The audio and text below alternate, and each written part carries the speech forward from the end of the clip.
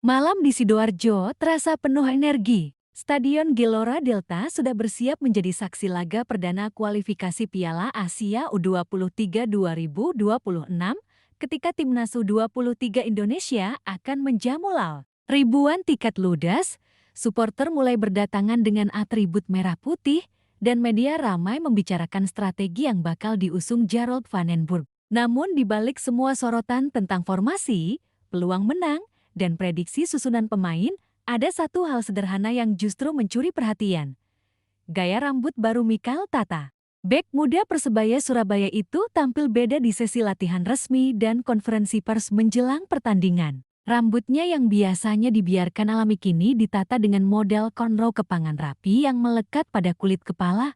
Sebuah gaya dengan akar budaya Afrika yang kini mendunia. Saat wartawan menanyakan alasannya, Michael menjawab singkat, "Saya hanya ingin kelihatan bersih dan sedikit lebih rapi saja." Bagi Michael, ini mungkin perubahan kecil, tapi bagi fans dan media, detail semacam ini selalu jadi bahan perbincangan. Sosial media segera dipenuhi komentar. Ada yang menganggapnya keren, ada yang menyamakan dengan gaya Memphis Depay, ada pula yang berharap rambut baru itu membawa hoki. Perubahan penampilan itu seolah menjadi warna tambahan dalam narasi besar jelang laga penting Garuda Muda. Gerald Van den Burg, sang pelatih, menanggapi dengan santai. Setiap orang punya hairstyle masing-masing. Tidak peduli gaya rambutnya, yang penting tunjukkan yang terbaik di lapangan, ucapnya. Kalimat singkat ini mencerminkan filosofi pria Belanda berusia 61 tahun itu.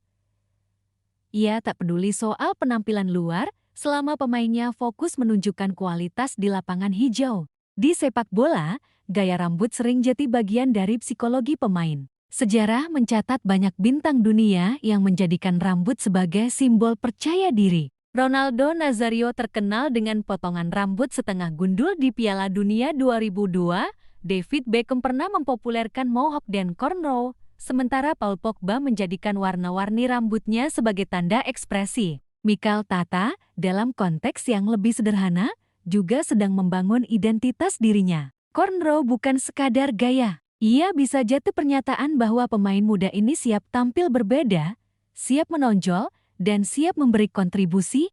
Di ruang publik, detail seperti ini sering melebar jati diskursus. Apakah wajar pemain memikirkan rambut jelang laga penting? Jawaban sederhananya, wajar sekali. Dalam olahraga modern, penampilan luar bisa memengaruhi rasa percaya diri. Banyak pemain merasa lebih siap ketika tampil sesuai dengan identitas yang mereka pilih. Bagi Michael, cornrow mungkin jadi cara untuk mengatur mood, agar ia tampil lebih segar dan percaya diri di lapangan.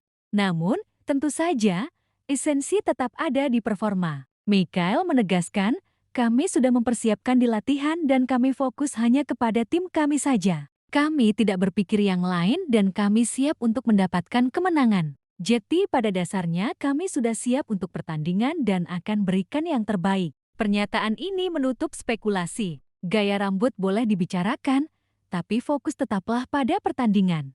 Gerald Van den Burg tahu betul bagaimana menjaga keseimbangan dalam mengelola tim. Ia tidak mengekang gaya personal pemain, tetapi ia juga menekankan bahwa kemenangan datang dari kerja keras. Dalam konferensi pers, ia mengingatkan skuadnya untuk tidak meremehkan Laos. "Anda harus berhati-hati sebab jika Anda selalu menang, suatu hari Anda juga akan merasakan kekalahan. Jadi kami harus tampil tajam," katanya. Kalimat itu sederhana, tapi mengandung pelajaran penting. Indonesia memang lebih diunggulkan di atas kertas. Namun sepak bola Asia Tenggara sering penuh kejutan. Laos, meski jarang diunggulkan, pernah membuat lawan-lawannya frustrasi dengan permainan cepat dan determinasi tinggi. Van den Burg tidak ingin anak asuhnya terjebak dalam rasa percaya diri berlebihan. Ia menekankan prinsip respek terhadap lawan, karena dalam sepak bola, satu momen kelengahan bisa berujung fatal.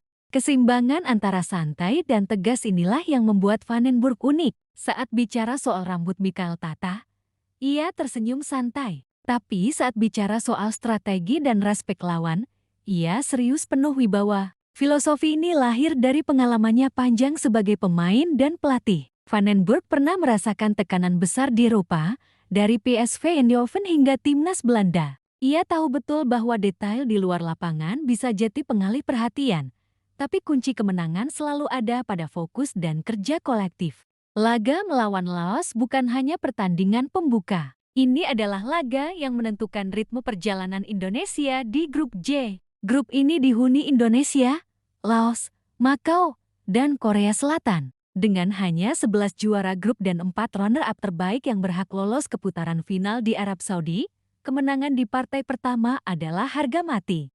Indonesia diunggulkan untuk bisa menekuk Laos. Di atas kertas, skuad Garuda Muda memiliki kualitas lebih baik. Nama-nama seperti Marcelino Ferdinand, Rafael Struijk, Kakang Rudianto, hingga Jens Weven memberi kedalaman di semua lini. Beberapa di antaranya sudah tampil reguler di Super League Indonesia. Bahkan ada yang merasakan atmosfer internasional. Ditambah lagi, mayoritas pemain datang dengan semangat setelah tampil cukup baik di ASEAN Cup U23 2025, meski gagal menjadi juara. Namun, di sisi lain, ada juga tantangan. Beberapa pemain baru saja menjalani jadwal padat di klub, sehingga kebugaran fisik menjadi perhatian. Van den Burg menilai hal itu normal. Saya pikir kondisi pemain bagus sebab mereka sudah bermain sebelumnya dan mereka berlatih bersama klub sekarang. Jadi normal kalau mereka berada dalam kondisi yang lebih baik. Kita akan lihat besok, ujarnya. Dengan kata lain, pelatih asal Belanda itu percaya ritme kompetisi klub justru membantu menjaga kebugaran pemainnya. Laos tentu datang tanpa beban. Mereka tahu Indonesia lebih diunggulkan, tetapi justru itu yang membuat mereka bisa bermain lepas. Strategi klasik tim underdog biasanya adalah bertahan rapat, mengandalkan serangan balik cepat, dan memanfaatkan bola mati. Jika Garuda Muda tidak waspada, hal itu bisa jadi bumerang. Itulah kenapa Van den Burg terus menekankan sikap fokus dan disiplin. Di tengah narasi besar itu, sosok Mikel Tata tetap menjadi salah satu wajah yang menarik. Pemain muda ini berpeluang tampil sebagai starter di posisi bek sayap, membantu lini pertahanan sekaligus mendukung serangan dari sisi lapangan. Cornrow barunya bisa saja menjadi simbol, rambut boleh berbeda, tapi semangatnya tetap sama, bahkan lebih menyala. Cerita tentang rambut ini mungkin tampak sepele, tetapi dalam sepak bola, detail kecil sering jadi bagian dari kisah besar. Saat Ronaldo Nazario mencukur rambutnya dengan model aneh pada 2002, semua orang tertawa. Tapi pada akhirnya, ia justru mencetak 8 gol dan membawa Brasil juara dunia. Kisah seperti itu memberi pesan bahwa kadang, perubahan kecil bisa menjadi simbol motivasi besar. Bagi Garuda Muda, pertandingan melawan Laos adalah soal membuktikan diri. Mereka ingin membuka jalan ke putaran final Piala Asia U23 ke 2026. Mereka ingin menghapus kegagalan di ASEAN Cup U23. Mereka ingin menunjukkan bahwa generasi ini benar-benar siap bersaing di level Asia. Dan di antara semua cerita itu, Cornrow Mikel Tata hadir sebagai bumbu manis sebuah detail yang membuat narasi jelang laga semakin hidup. Pada akhirnya, Gerald Van den Burg menutup konferensi pers dengan satu pesan sederhana.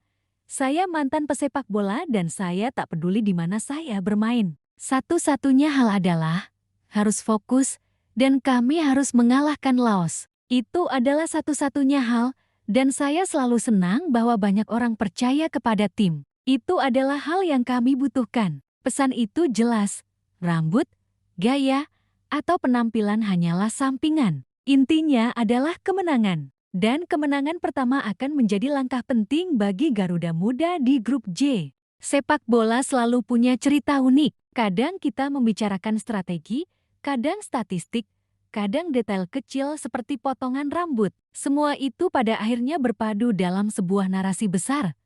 Perjalanan sebuah tim menuju tujuan. Untuk Timnas U23 Indonesia, tujuan itu jelas lolos ke Piala Asia U23 2026 dan membuktikan diri sebagai salah satu kekuatan baru Asia. Dan siapa sangka, ketika publik membicarakan Cornrow Mikel Tata, justru disitulah kita menemukan makna bahwa Garuda Muda sedang bersiap bukan hanya dengan kaki yang terlatih, tetapi juga dengan hati dan identitas yang penuh percaya diri. Cek fakta percaya, setiap detail dalam sepak bola menyimpan pesan. Dari gaya rambut hingga strategi, dari sorotan kamera hingga peluit akhir, semuanya adalah bagian dari perjalanan. Garuda Muda kini bersiap terbang lebih tinggi, dan cerita ini hanyalah awal dari langkah panjang menuju mimpi besar.